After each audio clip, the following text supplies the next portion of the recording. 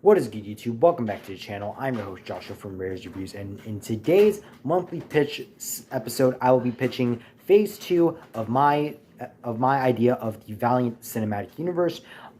First off, if you don't know what this series is, as I always say in my videos, for one video every single month, I give a pitch for a TV show or a movie that I think could be good. And last month, I did Phase 1 of the Valiant cinematic universe, and if you want to see what Phase 1 was, go check out the video and then come back to this video once you're done watching that. But if you already remember what the first projects of Phase 1 were, stick around for this video and we'll get into Phase 2. If you guys are new to the channel, make sure you hit the subscribe button and hit the bell icon so you never miss another one of my monthly pitch videos. Once again, as the name suggests, I do a pitch every single month. I do one pitch every single month, whether that's TV or film. I have a whole lineup of pitches that are going to be coming up for the next few months.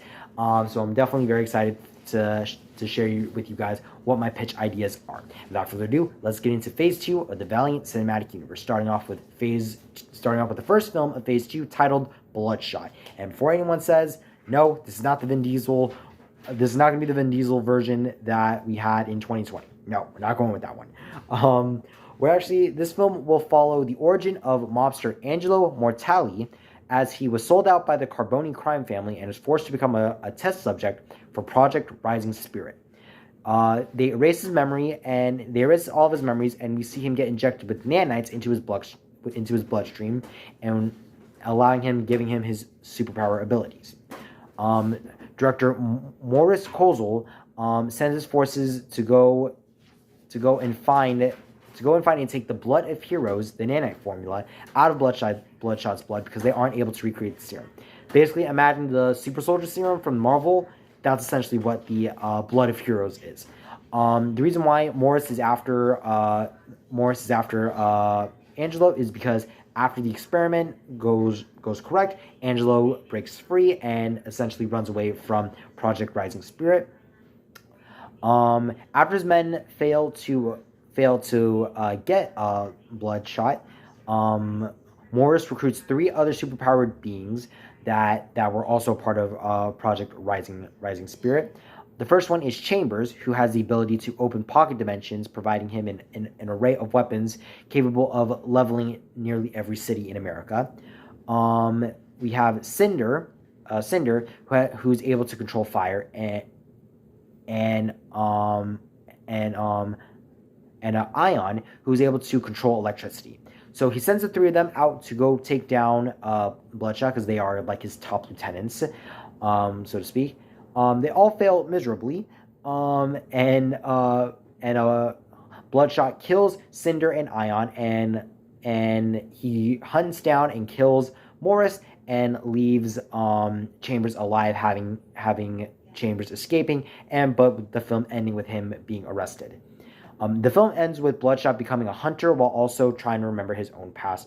We could have a post-credit scene of him meeting Livewire, just to set up the fact that he does exist in the same universe as the previously mentioned films. Then the second project of Phase 2 is The Eternal Warrior Season 2. Now, this season would also be an 8-episode season, and it would follow our favorite Eternal Warrior, Jalad, as he faces Elliot Zorn, who is hunting a woman named Kate McHenry, because she has been chosen to become the new Geomancer. This season we would learn more about the Geomancers, which were lightly touched upon in Season 1, and we would learn how the Geomancers are basically beings who were created by Mother Nature and are chosen to represent Earth and protect Earth and all the life that exists in it, all the nature and stuff. The Eternal Warrior is tasked to protect the Geomancer every 100 years or so, because every 100 years the Geomancer is chosen, a new Geomancer is chosen. And the reason why Elliot Zorn is hunting Kate McHenry is because Elliot was a possible candidate for the Geomancer power, but in the end the role was he was declined of it because he wasn't seen as worthy. So he believes that he's worthy, while he believes that Kay McHenry isn't. But he learns that Kay has the power, so he dedicates that if he kills Kay, he will gain the power. This season would also dive into just the powers that the Geomancer has and how much of an asset they are to the world as a whole. Yeah. So yes, we would see the dynamic between between Jalad and Kay develop into a romantic one, as Kay also is just not really into the idea of being a geomancer, but until close to the end of the season where she realizes that she needs to take up this power, and by episode 6 or so, episode 6, she accepts the power, and we see her and the Eternal Warrior take down Elliot, and they save the day. Then we move on to the third film, the third project, which is a sequel titled Ninjak Weaponeer. Now, the film would follow Ninjak as he infiltrates Weaponeer, a black market trading corporation, and he's tasked to kill the current owner of it, named Cannon. This film would show Colin as a spy, which is something that wasn't dived too well deep into the first film. But in this film, we would see, for a majority of the film, he would be in spy form. We would see him see him infiltrate, get close to Cannon, get close to his second in command, Roku, who's kind of like his bodyguard. And in the end, it would be Cannon and Roku would find out who Colin really is. They would feel betrayed, but they would try to kill him. In the end, Colin, aka Ninjak, would kill Cannon, but would fail to kill Roku, and the film would end with Roku going to a secret organization known as the Shadow 7. What happened, revealing that Cannon was a part of the Shadow 7 and this very secret organization, and that now Ninjak is on their radar and that they might have to deal with him when the time is right. The fourth film in the fourth project, I don't know, I keep on saying film. The fourth film is also a sequel in Phase 2 titled Exo Man-of-War: The Vine. So this is obviously a sequel to our first Exo Man-of-War film. And this film would follow Eric as he's adjusting to present day. I would kind of imagine this kind of as like the way that Captain America was in the Avengers and in Captain America: The Winter Soldier, where Steve was kind of adjusting to the present day and how it was all new to him and all that stuff. This would kind of be the same way Eric is at the start of the film. He would begin to have visions of the Vine and what they did to him and his people. That would kind of give him kind of like his own version of PTSD that we see Iron Man have in Iron Man 3. This would consume Eric, and he would decide to take the fight to the Vine, and he would travel to the home planet of the Vine, known as Alome, and he would attack the planet. When he arrives, he's met by the High Priest, who believes that the one who is chosen by Shanhara, aka the suit, aka the Exo Man-of-War suit, will lead the Vine to salvation, aka a brighter future. Others, like Admiral Xylem, who is the main villain of the movie, doesn't believe that, and doesn't believe that an Earthling is worthy to own the suit, to be worthy of the suit, and lead the Vine to a better world. And he creates a coup, so to speak, to kill the High Priest and put the blame on Eric, so that the entire world of Loam believes that Eric is the one who killed the priest. This basically goes in Xylem's favor, and now everyone wants to kill Eric, and Xylem would become the next in line to lead the Vine, who would become the new High Priest. The film would end with Eric killing Xylem and choosing a new High Priest to lead Loam, who I didn't really think of that much. When it comes to doing research on like the Vine and stuff, there's not really much to work with, so I had to do with what I got. So somewhere throughout the line, Eric would meet another member of the Vine to become the High Priest, and they would become the new High Priest, while Xylem is killed. And then everything is going to seem well until everything goes to crap when beings known as the Armor Hunters arrive, and they threaten to kill everyone on Loam unless Eric gives up the suit. He refuses, and the film ends with Eric getting to a battle, which he's nearly killed in, and that will be picked up in a later film.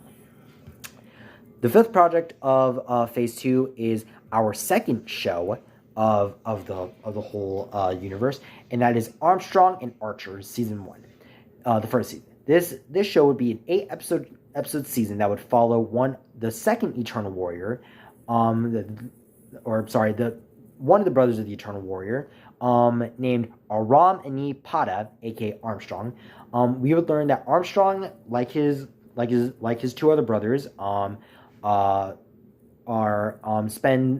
eternal beings who have existed maybe to pre-recorded history, and we would learn that his role as an eternal is basically he spends his life drinking beer, writing poetry, chasing women, and generally causing trouble.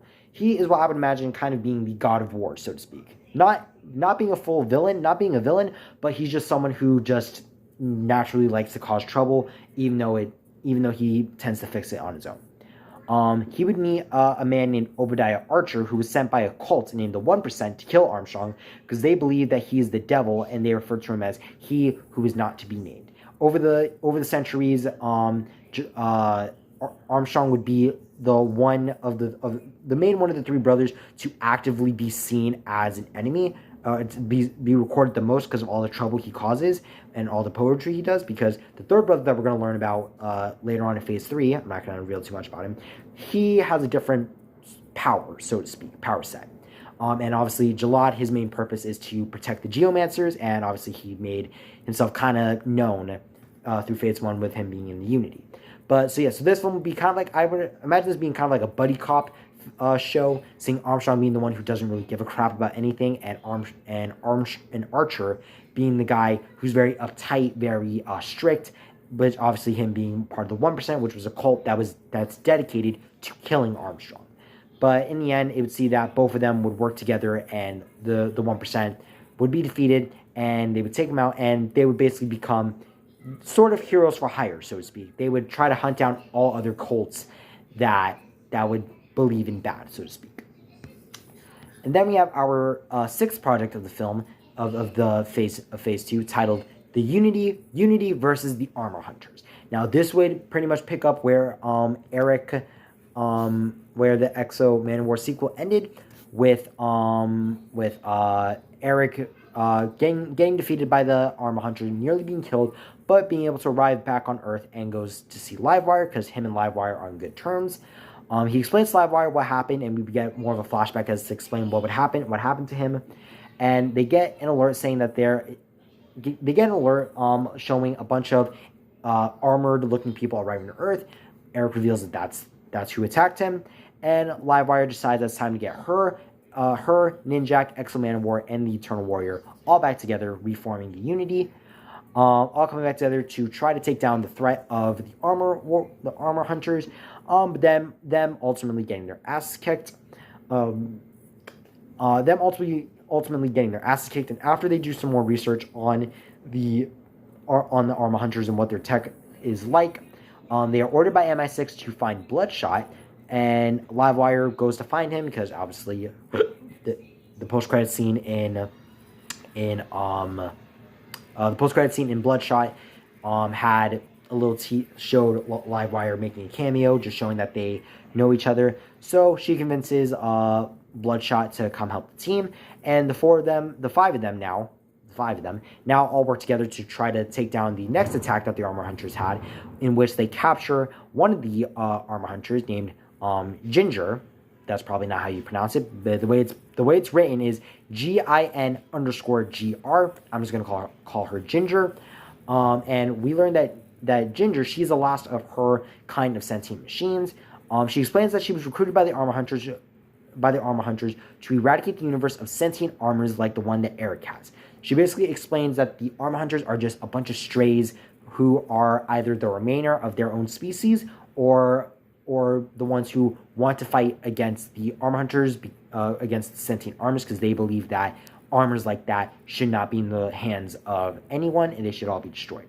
In the end, Livewire convinces Ginger on what the Armor Hunters are doing is bad, and in the end, the Unity, now consisting of Livewire, Ninjak, the Eternal Warrior, Exo Man of War, Bloodshot, and Ginger, all work together to take down the Armor Hunters, and they save the day. And together, the team, pretty much, they get exposed to the public, which was something that I didn't really cover in the first film. But MI6 covered up everything that happened in the first film, but in this film, it's exposed because how exactly are you supposed to cover an alien invasion? So in the end, the Unity is exposed, and now Livewire is the one who's kind of like the world hero, so to speak, because Bloodshot, he's still trying to figure his own stuff out. Ninjak, he works for MI6. They try to keep him under wraps. Eternal Warrior, he has to keep his own secrecy because he's protecting the Geomancer. And Ginger, she's new to Earth, so her and Livewire are now kind of the faces of the heroes, so to speak, of the Unity. And then the final film that we have of this Phase 2 is The Shadow Man. Now, this film would follow a man named Jack Boniface, as he is the next in a long lineage to become the Shadow Man and protect the world from supernatural forces. He learns that his father, Josiah, sacrificed his life to stopping Master Dark and trapping him in a place called the... Sorry, I'm looking through my notes again. The Dead Side, which I will explain in a moment. So he learns that his father, Josiah, was the last Shadow Man and sacrificed himself to stop Master Dark, who is a powerful necromancer who wants to put evil to the whole universe, to spread his dark magic all across the universe. Dark sends his top lieutenant, Mr. Twist, to kill the next Shadow Man because he believes that if he kills the Shadow Man, the world of the Dead Side, which is basically known as a place of existence that lies between the living and the afterlife, it will break open and it will allow Master Dark to break through. And at first, we see Jack not want this responsibility. He doesn't want this power. He doesn't want the ability of the powers of the Shadow Man. But in the end, after having a talk with his father in the Dead Side, he realizes that it's the right thing to do to continue what his father fought for and what their ancestors have fought for. And in the end, he defeats Mr. Twist, and Master Dark is still trapped in the Dead Side. And he is now kind of the hero of New Orleans, while also being the protector of the darkness. And we would get a post-credit scene showing a giant monster, a giant like bark monster, saying how both a new Shadow Man and a new Geomancer have been chosen, and we get a little grimace, so to speak, as to what their plans will be, saying they will be the first ones to die. Now, that is where Phase 2 of the Valiant Cinematic Universe ends. I know this wasn't as descriptive as what Phase 1 was. I really just didn't have much to go on with these storylines. I'm not going to be surprised if Phase 3, which is going to be the final part, I won't be surprised if that will kind of be the same route that I'm going for, but I'm still going to be excited to see what I'm going to do with Phase 3. I still haven't done anything yet with it, but I already have the lineup of films, of projects, so I hope you guys are excited for that. Thank you guys so much for watching. If you enjoyed me pitching my idea for Phase 2 of the Valiant Cinematic Universe, make sure you like the video. Comment down below what was your favorite project. Me personally, I think my favorite project is a tie between Bloodshot and Armstrong and Archer, because I just feel like Bloodshot, that would be obviously rated R. And Armstrong and Archer would just be a fun buddy cop show, and I think the idea that I have with it is really interesting, to say the least. So anyway, thank you guys so much for watching. I hope you enjoyed this video. If you did, again, make sure you hit the subscribe button and hit the bell icon so you will never miss another one of my videos. I'm Joshua from Ray's Reviews, and I'll see you all next time. Bye-bye.